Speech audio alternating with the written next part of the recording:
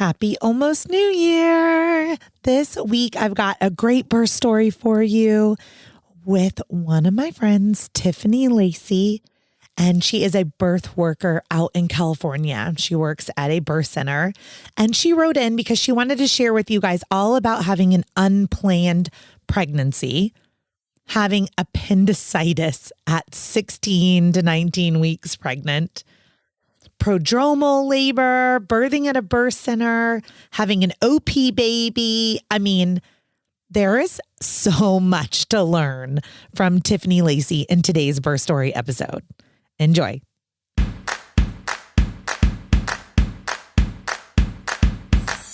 What does a contraction feel like? How do I know if I'm in labor? And what does the day of labor look like?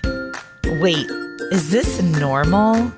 Hey, I'm Heidi. My best friends call me Hides. I'm a certified birth doula, host of this podcast, and author of Birth Story, an interactive pregnancy guidebook.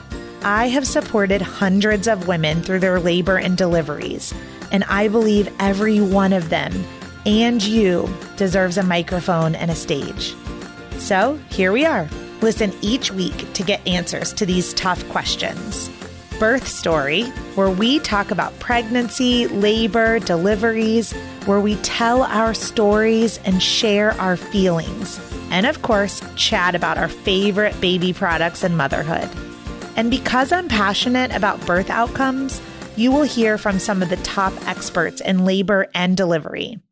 Whether you are pregnant, trying desperately to get pregnant, or you just love a good birth story, I hope you will stick around and be part of this birth story family. Hey guys, before we get started, I just want to jump on and remind you about Birth Story Academy. And if you are listening in the window from December 1st, 2021 to February 1st, 2022, pre-sales are going on now for 50% off. So 50% off, it's $98. $98. You get a copy of the Birth Story podcast. You get downloadable digital birth affirmations. You get all the birth planning templates, and you get my 20 module course. Like, this is a great deal. My private doula clients pay over $3,000 for this. So for $98, jump into my private Facebook community. There's already about 100 people that have joined. And on February 1st, we're going to dive in when class begins. So it's an online childbirth course. You take it at your own pace. There's 20 modules. It's taught by me, a 17-year veteran birth doula with a less than 7% cesarean rate. And I am going to teach you everything that you need to know and every decision you need to make about your hospital birth so that you too have the best chance of having that low cesarean rate like all of my doula clients enjoy. So I hope I will see you in class. You just go to birthstory.com, click on Birth Story Academy, and use that code Birth Story Podcast for 50% off. If you're in that window, prices go up very soon. Hey, Tiffany, welcome to the Birth Story podcast. Hi. I am very excited. Thank you for reaching out and asking to share your story. And I know you're coming all the way from Santa Rosa, California, and I'm all the way in Charlotte, North Carolina. So I really love that this story is going to be kind of coast to coast.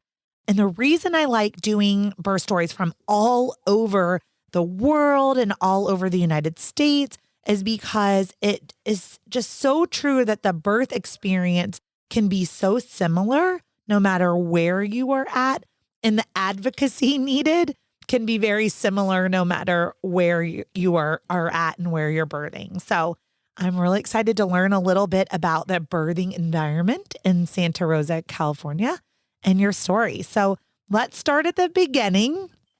Who are you? Tell us a little bit about yourself. My name is Tiffany, and you said I'm from Santa Rosa, California. It's in Northern California, the North Bay. I am a mother of one son. I work at a local birthing center here as a midwife assistant. I also have worked there for the last 12 years, mostly cleaning rooms, but over the last few months, I've become a midwife assistant, which is amazing. It's my passion. I've always loved birth. I've always loved everything to do with birth. So being able to be in that field now is a dream to me. Past has been in food management. I've done that forever. And over the last couple of months, I've been able to step out of that finally, which is so freeing to be able to do what I really love. Okay. So how did you make that life change into birth work? Well, before I had my son, I wanted to be a nurse. So I was actually in school doing prereqs for nursing. Okay. So that I could become a labor and delivery nurse at a birth center, hopefully. Those plans changed once I became pregnant. So kind of moved into food. And now that my son's older and I have more time and more resources, I can kind of move back into what I've really wanted to do. Wow. Okay. This is one of my absolute life passions for everyone listening to this podcast with longevity. That's like, listen to all 100+ episodes at this point, is that I love change of life stories. And I love like being able to have the luxury at some point in your life. So maybe it wasn't in our early 20s, but maybe in our early 30s, having a chance to pivot and do what our heart is calling us to do rather than, what pays our rent and our bills. So. Right. Yeah. Okay. So I'm really excited for your birth story. You wrote in, and the only things I know are that you had an unplanned pregnancy and that you delivered at a birth center with an OP baby. So that's our teaser for your birth story. Let's talk about that unplanned pregnancy though, because we don't talk about that enough, about what it's like to get pregnant when you're not either ready or trying. Right. So what did that look like for you, Tiffany? It was pretty scary. I found out I was pregnant in July of 2010. So I was by myself. I was single. Right off the bat, I knew the father of the baby wouldn't be in the picture. So that was scary too, to kind of make that decision on what I was going to do. Luckily, I had a lot of family support, and my family was all on board for helping me, supporting me, not so much financially because they couldn't, but at least with childcare and being excited. It was the first grandchild in the family. So that was probably helpful. Yeah. Okay. I'm going to dig a little bit. How old were you? I was 22. Okay. So relatively young. Yes. Right. And in school full time and working full time. In school with this dream of being a nurse and working towards that with your prereqs. So you were busy. Yes. And were you dating this person, or was it like, just went out one night? I was dating this person, but only for like about a month. Okay. So it was like, bam, hey, you're pregnant. Okay. How did you find out you were pregnant? Well, it was really strange because I had like 2 periods, like 2 weeks apart, which was very strange. And then I just didn't have one afterward. And I had some strange spotting and just knowing all about birth and loving it. And I'm just like, maybe I should just take a test to see. And it came back positive, and it was like 5:00 in the morning, and I was completely freaked out. Okay. So did you cry?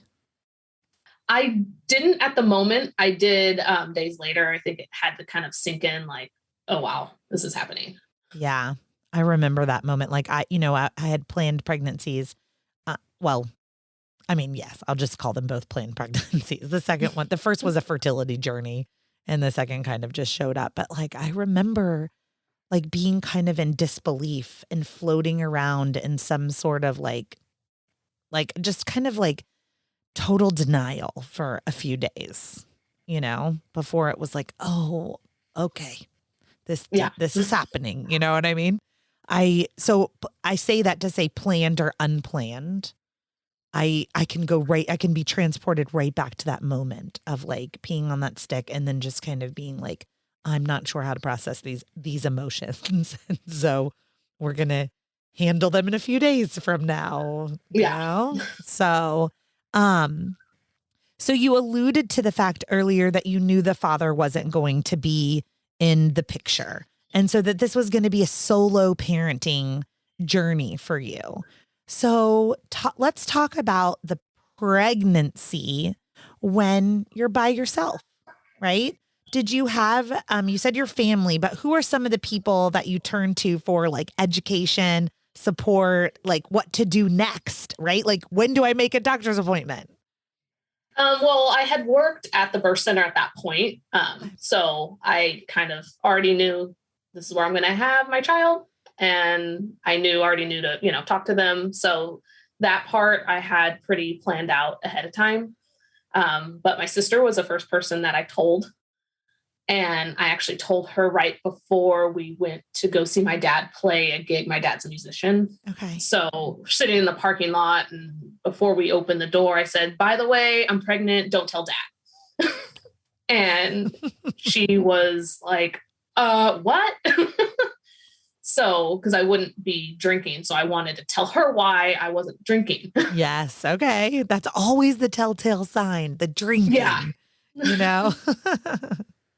So she kind of had to process it in that time.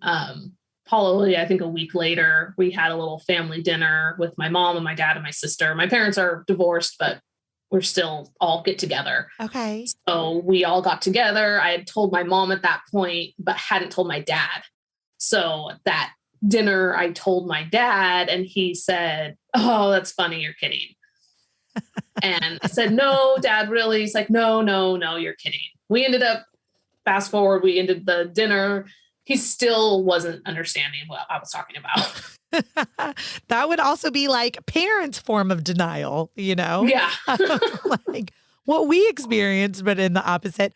A couple episodes back, I interviewed one of my doula clients named Susie Brantley, and she was single by choice. So she had done the whole like sperm donation kind of thing.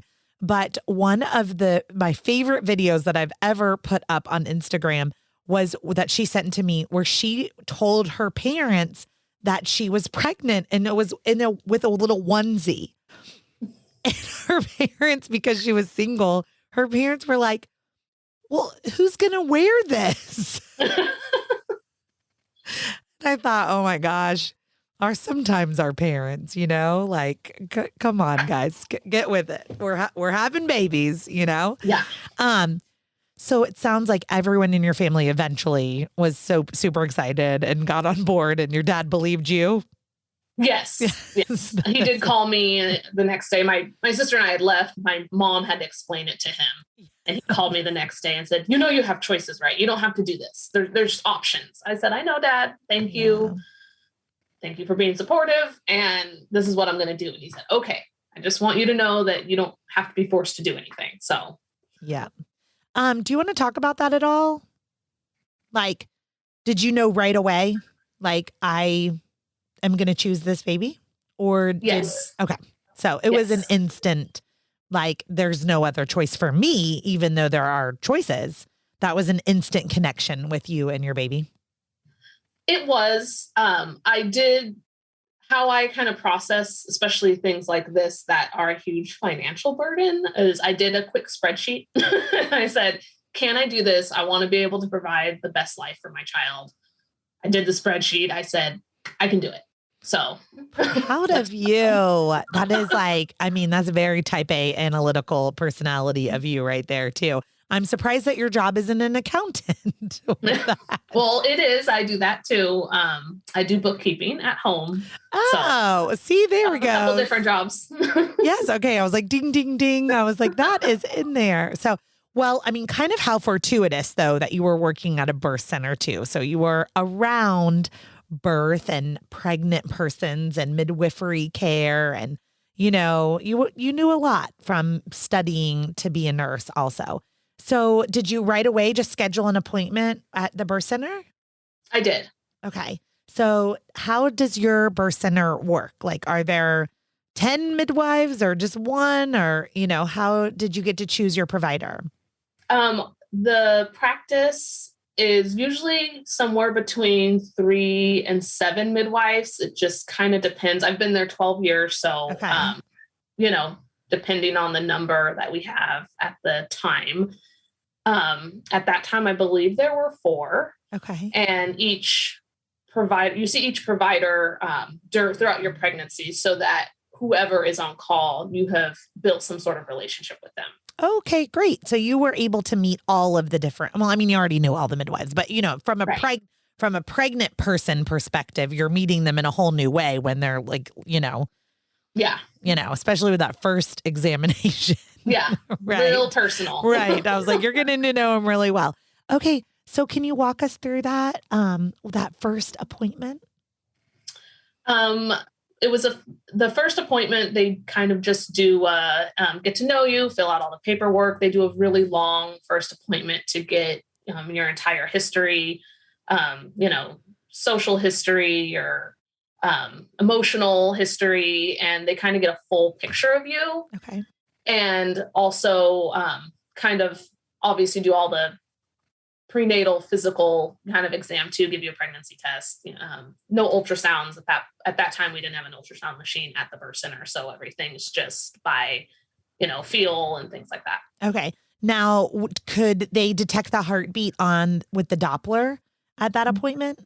They could not. I was 8 weeks at that point, Okay. 8 or 9 weeks. Okay. So they couldn't at that point. Okay. What I need the audience to hear over and over again is we cannot always detect heart tones before 10 or 12 weeks externally. So Right. on the belly. So, but a vaginal, it kind of looks like a giant vibrator, goes up inside of you, this ultrasound one.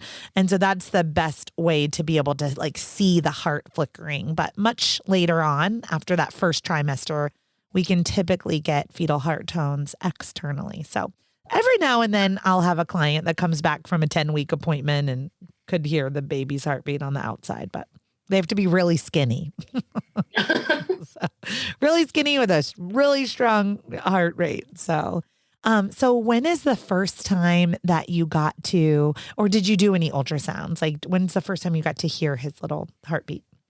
Well, my appointment right after that, I believe I was about 12 weeks at that point. Okay. I was able to hear it with the Doppler externally. Okay. Now, when you work at the birth center, was it very tempting? I feel like I would have grabbed the Doppler and just tried every day. Did you? Oh, I totally did. Oh, you did? Okay. I was like, I mean, why wait till your 12-week appointment when there's a Doppler sitting right there? Yeah, my midwife's like, stop doing that. You're going to make him or whoever. I did not know the sex of the baby at that point, obviously, but you're going to make the baby hyperactive. So stop doing that. That is so funny. Yeah. So don't do this, listeners. Don't do this. But I did buy a Doppler. I had so much anxiety. I don't know. I probably should have been diagnosed with antepartum anxiety. I was diagnosed with postpartum anxiety, but I had so much anxiety. I'm listening to the babies probably every day. Well, I was spotting also for the first probably month, just kind of on and off. So that obviously made me very nervous too. So being able to listen and hear that heartbeat was something that I really needed to kind of say, oh, it's okay. Yeah. So let's talk about that bleeding. So that bleeding is often at first implantation bleeding. And then it is normal-ish to spot throughout your whole entire pregnancy for some women. Now sometimes it's an indication of something like a subchorionic hematoma or something. Mm-hmm. Did you have a diagnosis for your spotting, or was it just normal spotting? It was, at first I thought it was normal spotting. Later on, I can get into that with the whole appendectomy. Oh, yeah. Let's get into that. Find out.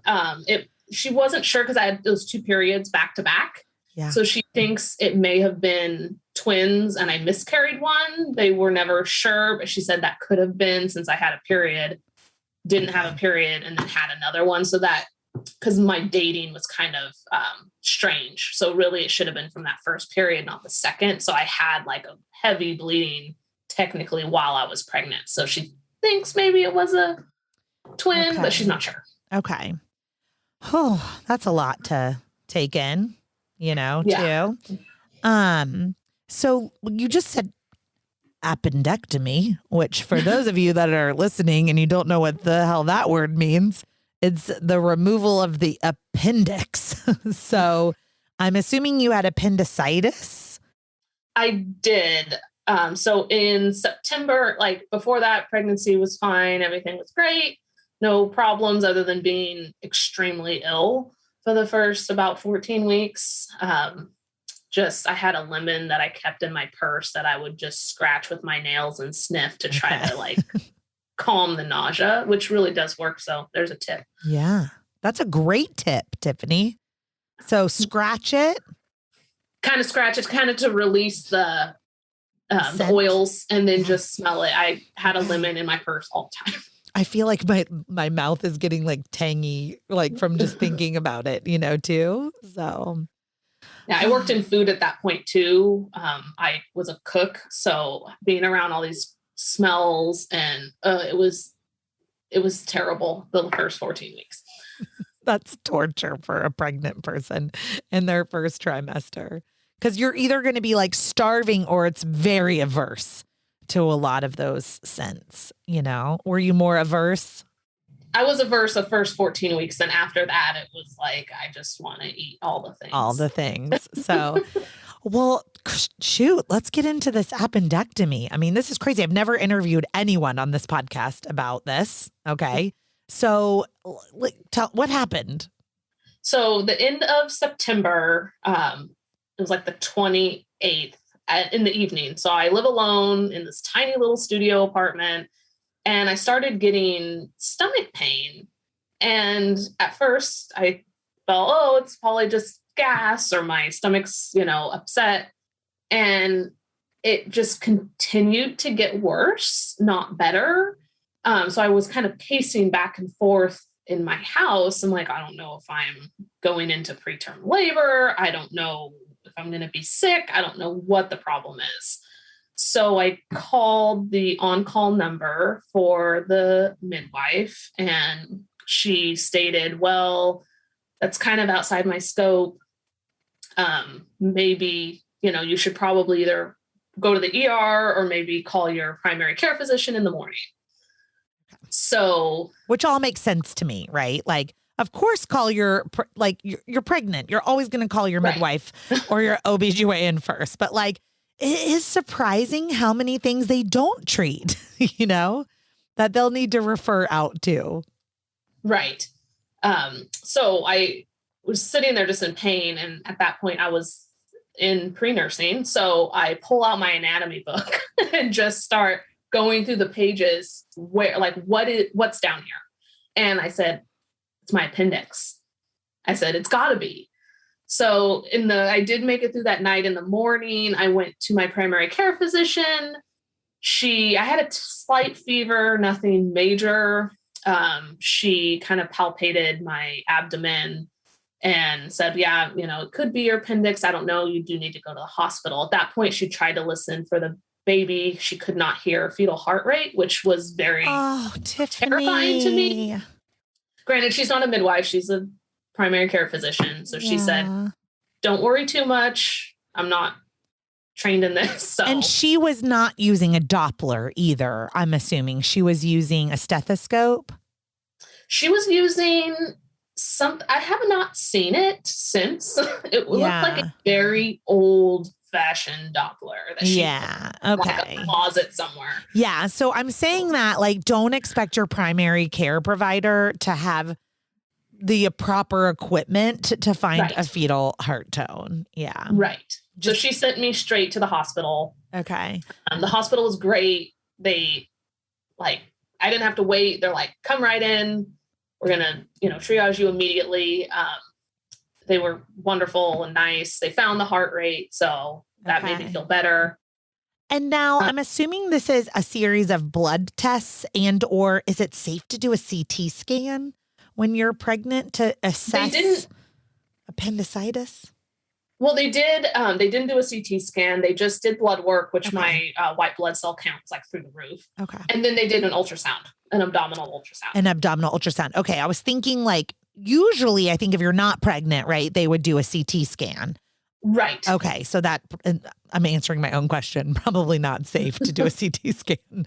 I don't know. So an ultrasound makes more sense. And itis means inflamed. So they would see that your appendix would have been an abnormally large. Right. Inflamed. So they did the ultrasound. That was the first time I got to see the baby. So that was awesome.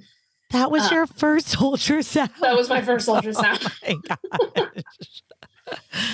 gosh. Did they tell you did they tell you the assigned sex?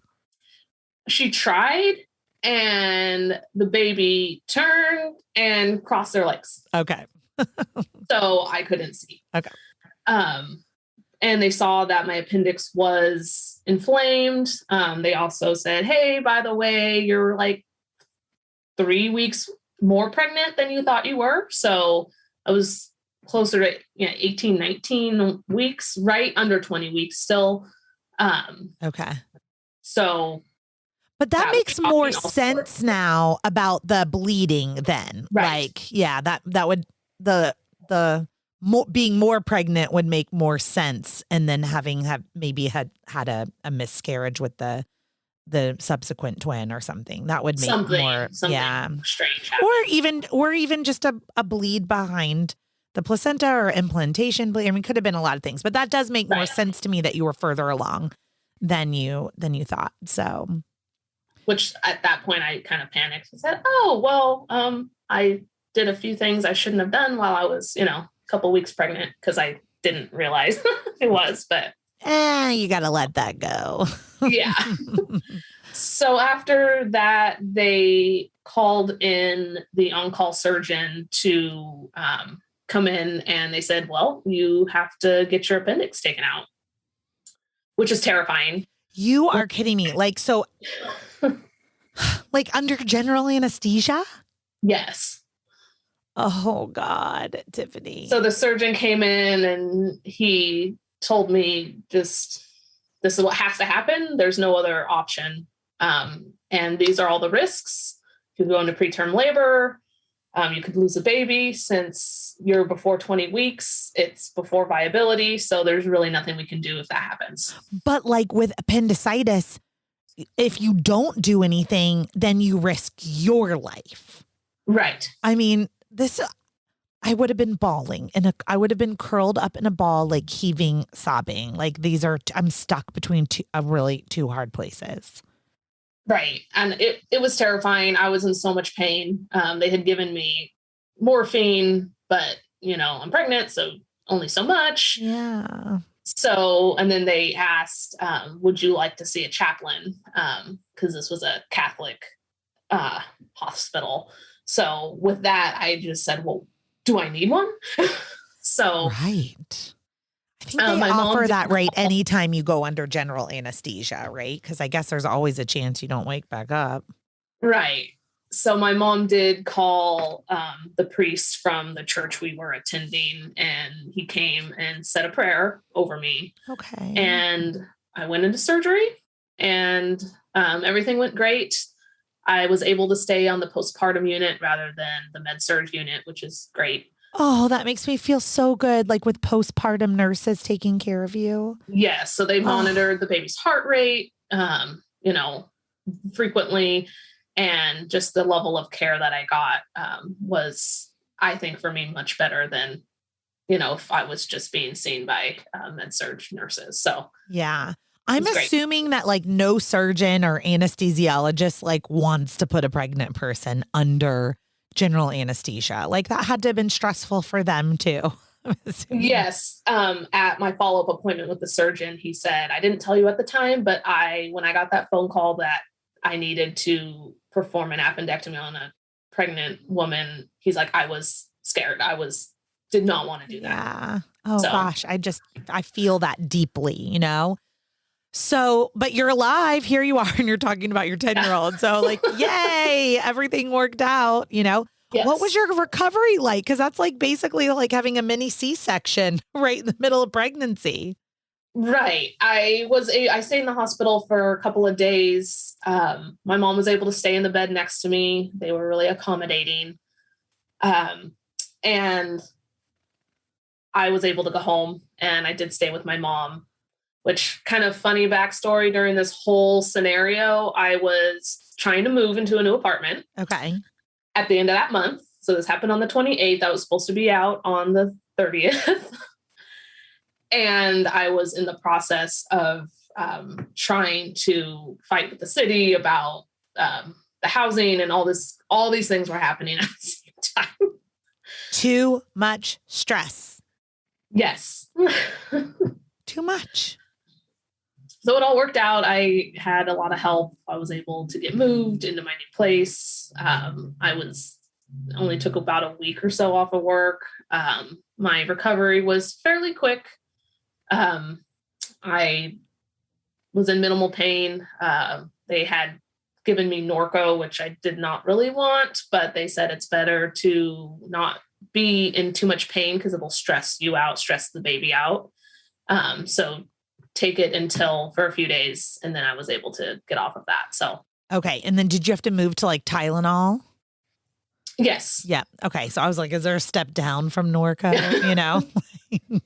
So anyway, so maybe just some Tylenol. I'm so surprised that you were back at work after a week. I haven't had an appendectomy, but all of my siblings have. And it's like, I don't know, in their 40s. So I'm 42 now, and I'm like, oh God, it's coming. You know, I'm like, I'm next, you know, now that I'm aging into the appendectomy zone of all my siblings. But I haven't had it done. But I did speak with another pregnant person on a previous episode about gallbladder removal. And I have had my gallbladder removed, but like... Me too, after last year, I had that. Oh removed. my God, of course, because now you're in your 30s. They always say like, 30s and 40s if you're fertile or have had a kid. And all the Fs. Yeah, but you look like a tiny person. I am overweight, so it was not surprising to me that my gallbladder failed because of too much cheese probably in my diet. But but the recovery, all that to be said, the recovery, abdominal surgery recovery, cesarean, appendectomy, like gallbladder. The fact that you went back to work at a week, like that's kind of impressive. I wasn't full duty, so I wasn't lifting or anything like that. So Okay. I was able to just kind of sit and do desk work. When did you feel, now granted you were pregnant, but when did you feel back to yourself? Probably took a good 3 weeks to a month. Okay. That sounds more like back to normal. Just because it's kind of funny to be trying to heal while your stomach is expanding. Yeah. It's a very, strange feeling. Yeah. And that you're rapidly expanding when you're 19 weeks to 23 weeks, right? That's a big growth. And that's when you're starting to feel kicks and movements. Yes. Right after the surgery, I started to feel something, and the surgeon said, we pump you up with gas. That's what that is. But days later, it was still happening. So I like to say it was my baby saying, hey, I'm okay. I'm here. So it was the first time I felt the baby move. Yeah. Oh, I feel that. I accept that is when, because that's the exact right timing. It's usually around that 18 to 24 week mark, Oh, so I think that's so beautiful. How was the rest of your pregnancy? The rest of my pregnancy was uneventful. Good. Okay. I was huge. I gained 55 pounds. High five. I think that's healthy. I'm not a doctor, y'all. Everybody knows that. So whatever. I did live alone, so it was hard at the end. I wore hard bottom slippers the entire last trimester pretty much because I couldn't get my shoes on. But no, because that sounds like fluid retention. So just swelling. Well, I couldn't bend down to get my shoes on. Oh, okay. Gotcha. Yeah, I was all beach ball in the front. Thank you for clarifying. When you first said that, I was like, man, if you couldn't put your feet in, I was thinking That's not good, Tiffany. But you just meant you couldn't get down to get them on. Right. That's really good. So flip-flops, and you're in Northern California. So slippers, flip-flops. And now you're working at a birth center too. So I'm assuming they're really accommodating, They were accommodating there. I was also working as a full-time kitchen manager. Oh yeah, you said as a chef too. To cook. Yeah. So I would stand on a crate while working on the grill to flip chicken and stuff because I couldn't bend over far enough. Oh my gosh. I mean, so young. So did you immediately stop going to school, or were you still going to school? I was going to school until the appendectomy. At that point, okay. I had to withdraw from that class. Unfortunately, that was kind of the end of my nursing career at that time because it was just the pause button. Yes, because I wasn't able to continue. That was the last prereq that I needed, and I had to withdraw because I had an appendectomy. Yeah, you know what? This is where I feel like God just puts us on a path, right? And sometimes we just listen, and it's for many reasons, and they reveal themselves much later, Like here you are 10 years later, back, but maybe now is the right timing, Right. Which is so beautiful. It all worked out for the best. Yes. Okay. So how did you know you were in labor? And I'm saying this from someone that I'm a doula. So I'm like, I know how to tell you're in labor, and you work part-time at a birth center. So you see people in labor all the time. So how did you know you were in labor? Well, it wasn't like a clear cut, hey, I'm in labor. My due date or guest date was March 12th. Okay. My last day of work was March 10th. Okay. So I worked till the end. On my drive home that day is when I kind of started feeling little Braxton Hicks contractions that were more painful than they were before. So I said, okay, because I asked my baby to wait until I was done with work. Okay, this is so important that I'm going to call it out. We are mammals.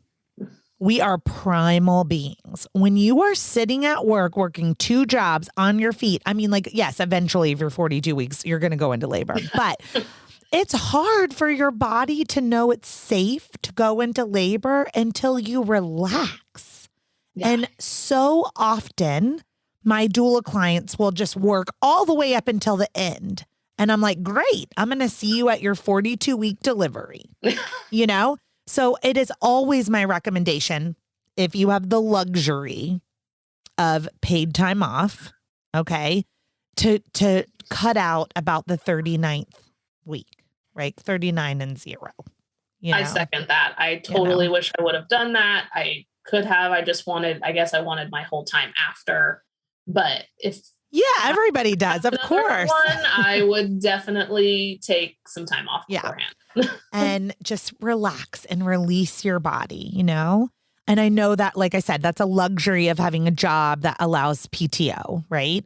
Or short-term disability or something like that. But I mean, if it's possible, y'all, do it, because you're hearing Tiffany right now attest to the fact that on that last day of work, there was something about that drive home that as our primal being, you released and you started to feel more. So then what happened? The next day I felt more, which was like the 11th. Okay. I did go get checked. And I was like a fingertip dilated. So obviously I was sent back home. The following day I had even more contractions, more pain. At this point, they are becoming definitely uncomfortable and painful. Okay. So now we're on your due date, guest date. Yes. Okay. Mm-hmm. And I felt more contractions. But they were kind of all over the place. My mom was kind of the one timing them.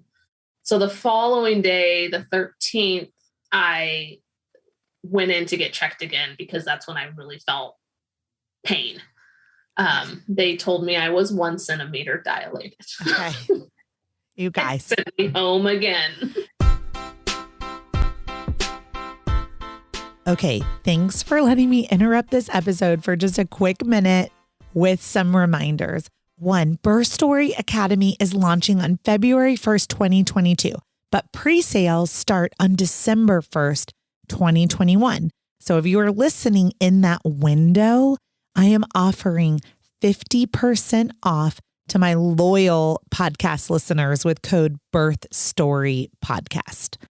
Second reminder, there is so much to devour at birthstory.com for free. So if you just click on birthstory.com, go to the workbook, type in your email address, it unlocks an entire library of all of my free resources. So if you want to learn more about placenta encapsulation, delayed cord clamping, have birth plan templates, like whatever your heart desires, I probably have written a guide for it. My latest guides are on postpartum recovery and breastfeeding. So I hope you will check out all those free resources at birthstory.com.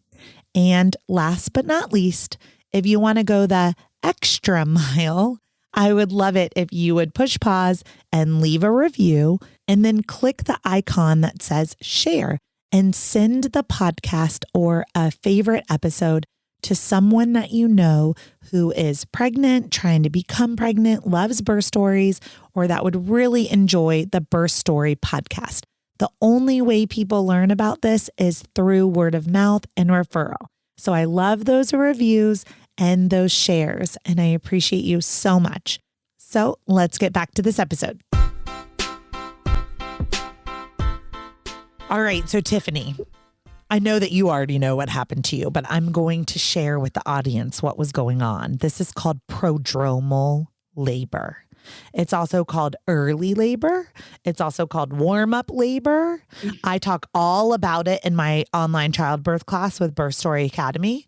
It is something that is excruciating. I started my prodromal labor on a Wednesday and delivered on a Sunday. I mean, because it's exhausting. Every day you're like, I'm in labor. I'm not in labor. I'm in labor. I'm not in labor. Okay. What I want you, the audience, to hear, and Tiffany is about to dive into the difference. Okay.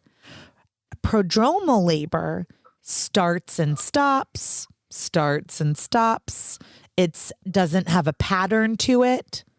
Each contraction is less than 60 seconds. Every now and then you'll get one longer, but for the most part, they're 20 seconds, 40 seconds, 30 seconds. They're 20 minutes apart, 10 minutes apart, 6 minutes apart, 17 minutes apart. They're not in a regular pattern, and they're not getting progressively longer, stronger, closer together hour by hour.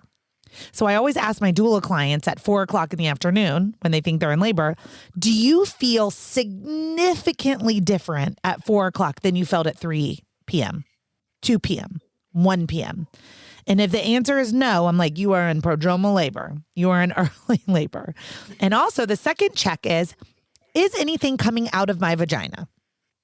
So as the cervix thins or effaces and opens, things come out of it. The cervix bleeds when the capillaries are, and so you will have some blood-tinged mucus, amniotic fluid, vaginal fluid increases. So I'm also kind of always like prodromal labor when like the panties are dry or just kind of normal wet with vaginal fluid. So you are on day 4 now of prodromal labor, and you've gone to the hospital. Sorry, you've gone to the birth center twice. Yes. Girl, what'd you do to cope? I did lose my mucus plug on that day also. So that was like, okay. Okay. On the 13th? On the 12th. On the 12th. Okay. Well, boom. Okay. Hooray. Yeah. That's something. And it was still just on and off, on and off. I spent a lot of time just watching TV, walking a lot, trying to just cope because the contractions were painful. I was able to, one of the priest's wives from the church we were going to at the time asked if I wanted to come hang out at their house because she had a huge tub So I spent a few hours in her tub just trying to relax. And I watched Finding Nemo. That's awesome. I totally would have taken... I would have gone to that tub and I would have been like, I'm going to give birth here. Actually, I'm not leaving. It was huge. It was awesome. And then we're on the 13th. So on the 14th, I went and got checked again. I was still only a centimeter dilated. So at that point they said, do you want us to sweep your membranes? And I said, yes, please. Hell yes. At this point, you guys, everyone will hear me on the podcast. And I wrote it in the book, like no membrane sweeping, no membrane sweeping, no membrane sweeping, until I'm like, yes, membrane sweeping. And I know it confuses my doula clients too, but I'm like, we keep membrane sweeping in our back pocket and we use it when appropriate. And so when you are in prodromal labor, sometimes you just need a little massage of that cervix, separate the amniotic sac from the top of the cervix, release prostaglandins, and every now and then it works. Did it work? It did. Yay! Okay. It did. They swept my membranes and also said, because I'd barely eaten, I hadn't slept very much in days. So they said, go home, we'll go to the store, get some Benadryl and prunes. Okay. So take the Benadryl, eat the prunes. Okay. And try to sleep.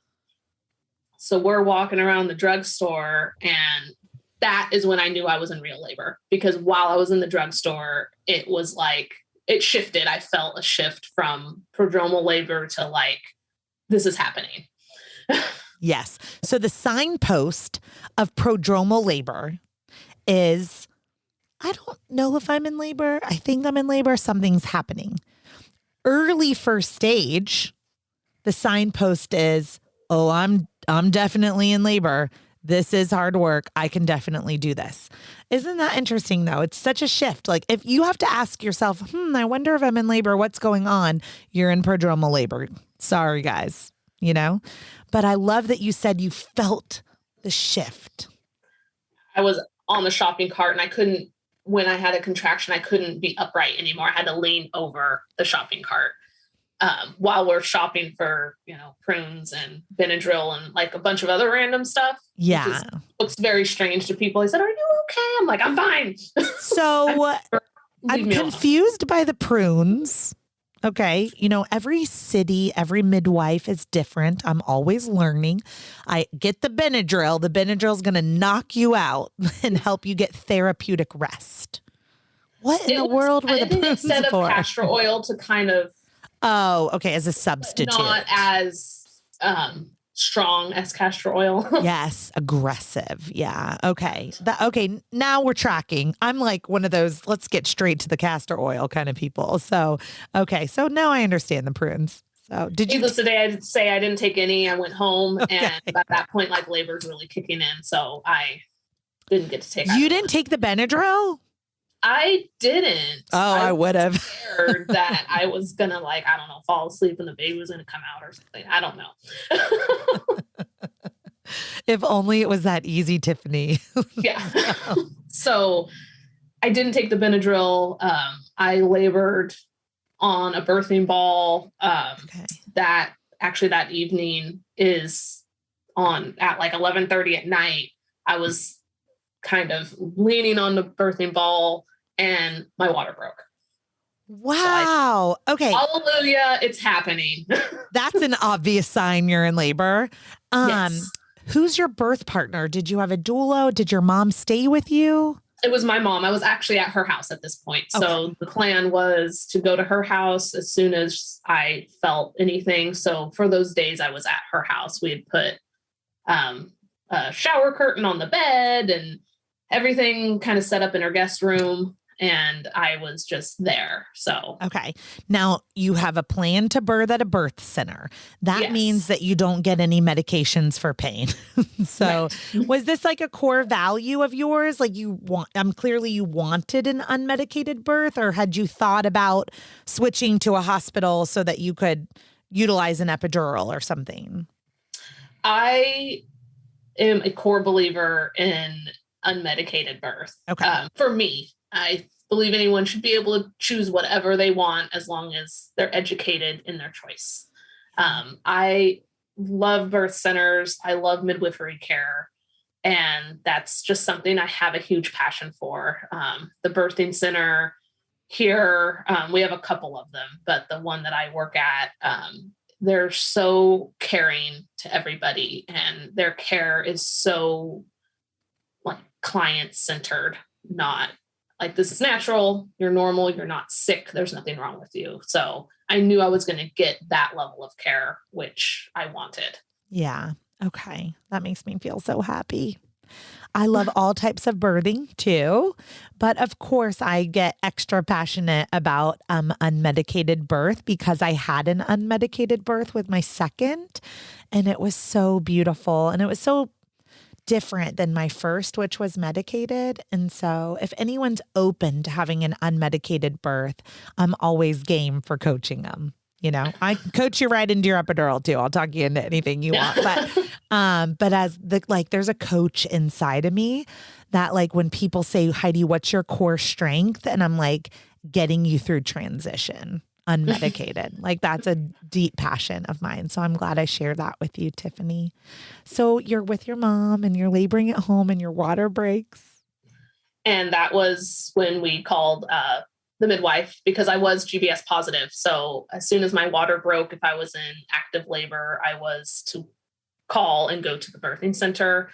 Or if I wasn't, then they'd given me antibiotics to take at home, since I was choosing to take the antibiotics for the GBS. Okay, that's very proactive of your birth center, because, you know, not all birth centers test for GBS. Yeah, they do. They do the test for GBS. They do also do the one for gestational diabetes. Luckily, you don't have to drink their gross drink. They let you drink juice instead. Yes. Oh, I love it. Some of the hospitals in my market will do an alternate diet that's like with dye-free jelly beans and some different things. So you had really very kind of comprehensive care that was a balance of medical and then kind of organic support for unmedicated births too. So yes. Yeah, beautiful. I got a little bit of the medical feel when I had the appendectomy, since I did end up having a little bit of post-surgical care with an OB, just enough to make sure everything was okay still for the birthing center. Yeah, I thought you were going to say just enough to not want to do that again, but it sounds like you had beautiful OB care too. Yes. So was your midwife like, okay, now you can come in, or stay at home? Yeah. No, they said come in and we'll check you. I was 4 centimeters. So hoorah! Tiffany, that's major. Able to get admitted. That's kind of their threshold. You got to be in active labor and at least 4 centimeters for them to admit you. Yeah. So I was like, I'm so happy. Yeah. The midwife was very happy, but she'd also been up for like, I think 36 hours at that point. Okay. It was a very busy week at the birth center. Okay. So I think I was like the 4th person to go into labor. So yeah. Well, was she like, I'm going to go take a nap while you labor, or did she stay with you? She was kind of in and out, since I did have my mom. Okay. I got great support. So that was 11:30 p.m. What time were you like checked into the birth center and settled? At 12:15 in the morning. Oh, I mean, that was really fast. Okay. Yes. So it must be close by. Yes. Okay. 15 minutes away. All right. So talk to me about the birth center. What does it look like in the room? What things are available to you? There are 2 birthing rooms with a adjoining bathroom that both rooms share. Okay. There's a nice, huge soaking tub in the bathroom. And then there's also an aqua doula tub in one of the other birthing rooms. Okay. So it's full-size beds, birthing balls, stools, anything, all the tools. Okay. So, and do they do like twinkly lights and beautiful music and, I don't know, essential oils? Or did you have to bring some of that stuff yourself? They do have the flameless candles. there wasn't the essential oils and things then, since, I mean, this was 10 years ago. So now we have a lot more. That's true. doTERRA and Young Living kind of, sped up the game, the essential oil game. Yes. So I did have, dimmed lights, the candles. I knew I had it in my birth plan that I wanted to labor in the tub, and I wanted to try to have a water birth also. Okay. So I immediately came in and wanted to get in the tub. So I was checked. My water did kind of like break the rest of the way at that during point. The exam. Yep. Yes. And I was able to get in the tub. Okay. So everyone listening, there are 2 amniotic sacs. And that confuses many pregnant persons, that there is an outer bag and then there is a fore bag. And so your water can break, and then some birthing persons get confused because the midwife's like, oh, you have a fore bag, I can break. And I don't know how to describe it other than imagine if you had a big sack of water, like a water balloon, and you just tore a little hole in the top of it. But not all the water would spill out unless you turned it upside down. So then later you could cut the bottom of the balloon off. And that's kind of breaking, the rest of the bag. So sometimes your water breaks and then it still breaks again, or they'll artificially rupture your membranes again. So that's pretty normal. So you were able to get right into the tub. They did hook up a IV first in my forearm. So the one that was going to be out of the tub. Okay. So that I could get my antibiotics. Okay. And then the antibiotics take about 20 minutes to deliver. Once they were done administering them, did they keep the port in your arm, or? I had 2 rounds of antibiotics, and then they just, they kept the port in, but they, unhooked the saline and all that. So then I was and they tape it up, and then they just say, you're good to go. Okay, perfect. I'm trying to imagine having a water birth with one arm out of the tub. That's where my brain is trying to go, is how do you keep? Well, it's up against the wall. So one arm is kind of natural. I guess it didn't bother me at all. To keep that arm out of the water? Yeah. And then once she didn't even mention, don't put it in the water or really anything. She just, once it was taped up, they just called it good. Okay. So they're not really fussy about that. So which is nice. So what were you feeling when you got into the tub? I was having excruciating back pain. At this point, we did not know that the baby was OP. So I just thought, well, this is labor. But it was excruciating back pain. So I just felt everything in my back, nothing really in the front. So the water did help, the warm water really did help with my labor. I was in there the majority of my labor. We just kept emptying and refilling the tub. Yeah. Now, what was your mom doing to help? She was sitting next to me, just really being there. I really went kind of internal. I didn't talk a lot. My sister was there for a short period of time, but then I started dry heaving. I got really nauseous. Mm-hmm. So my sister kind of was like, I can't do this anymore.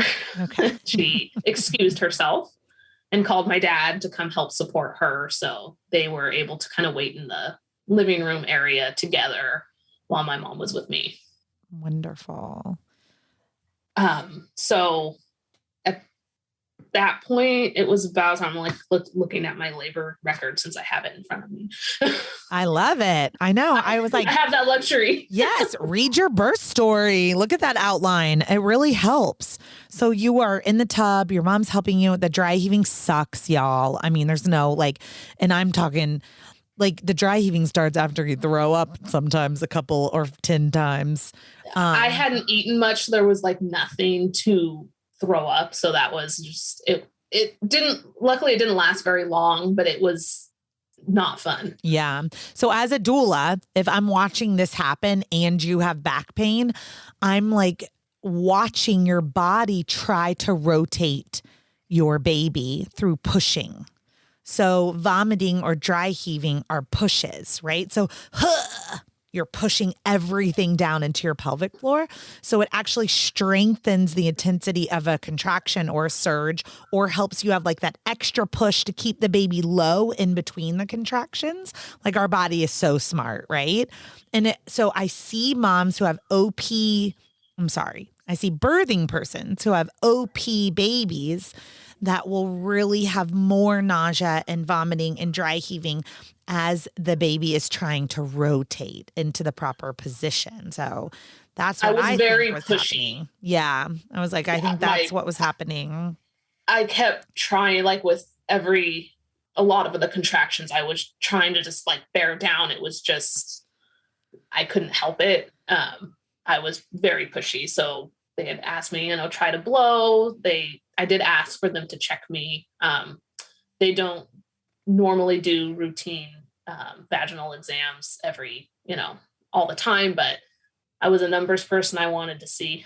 Yes. So at that point I was 7 centimeters. So that was helpful to know for me. And that was about at like 4:00 in the morning. 4 a.m. Okay. Now it is really normal to be super pushy with an OP baby when your cervix is not complete. So about 7 centimeters sounds about right. That because the head gets so low in this wrong place, it triggers that fetal ejection reflex. It's just, I'm so curious. I know, I don't want to spoil it, but my last 2 birth center births resulted in a transfer because of OP back pain, and they just couldn't stop pushing. So they were swelling their cervix and couldn't stop pushing. That did happen. Well, not the transfer, but the swelling. That's why they'd ask me, blow, blow, blow. Okay. It finally kind of calmed down a little bit. I actually kind of started to doze off and kind of fall asleep between contractions, which is a crazy thing to think, but it's kind of like, hey, body, get ready. Yeah. Our body is so smart.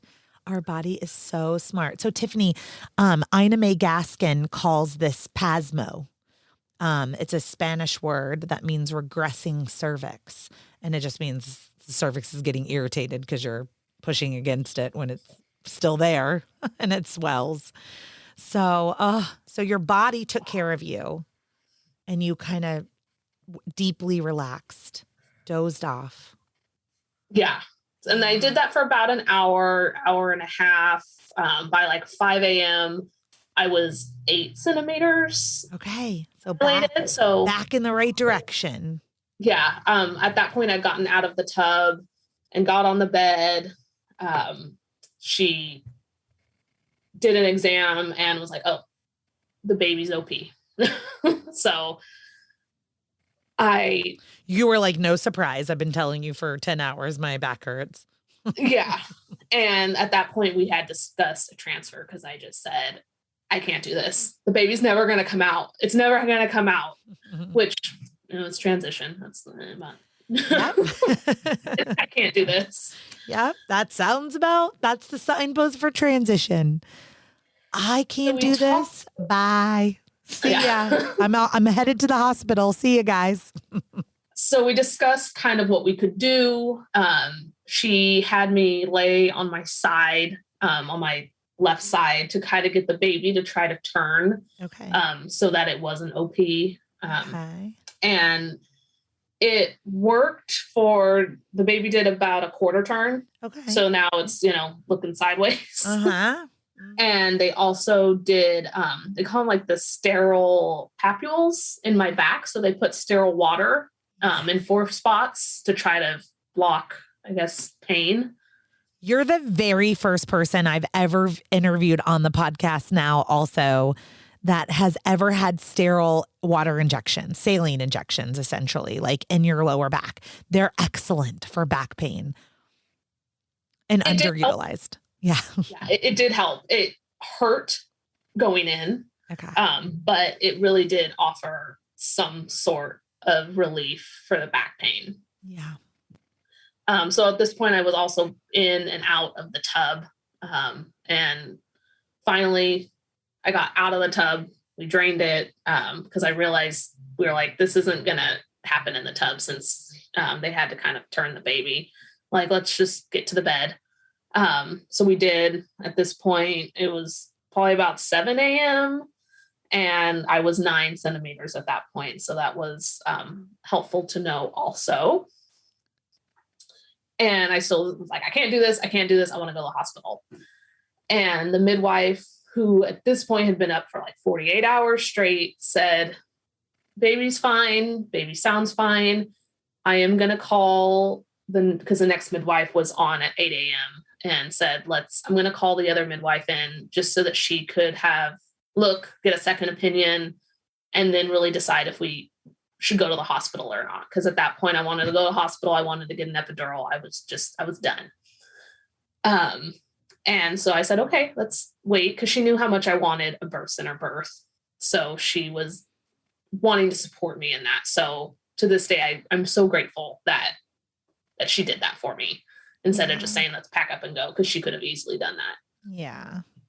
So the second midwife came in. She was pregnant herself, and she came in, and I just remember the smell because she had just gotten out of the shower.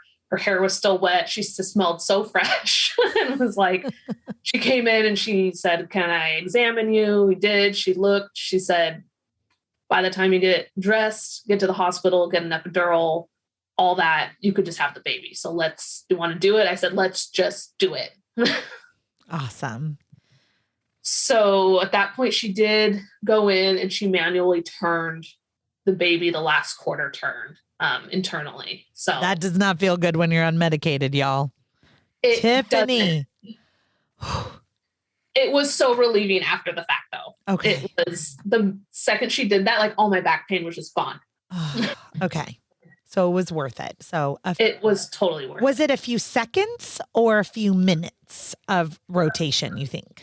A few minutes, because she, turn a little bit and you'd want to turn back and trying to be gentle. But finally, the baby turned and stayed that way. So. Oh, thank you, Jaden. Yes. At that point, I was fully dilated also. Yeah, I was going to say, of course. I think your cervix just dissolves at that point. Right. Okay. I had the littlest lip, and by the time she did that, I kind of pushed through that last lip, and then it was time. Okay, so what time was this now? This was right around 9 o'clock. Okay. So now we're about 12 hours into labor-ish? Yes. Yeah. Okay. So I started pushing. I pushed a little bit on the bed. I got onto a birthing stool. So they were trying to, get gravity to kind of help.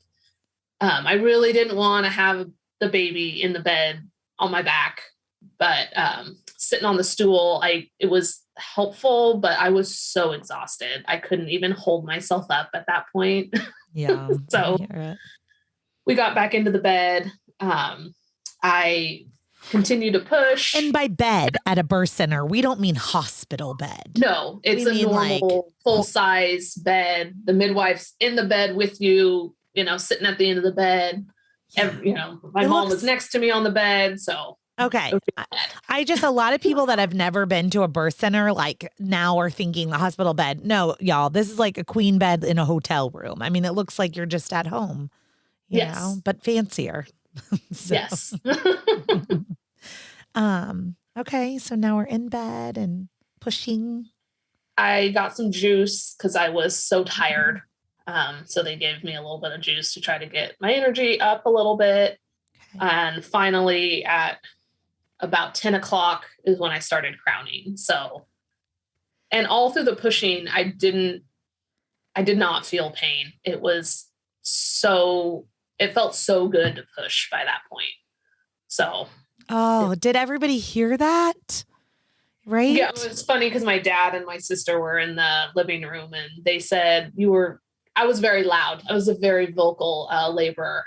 Yes.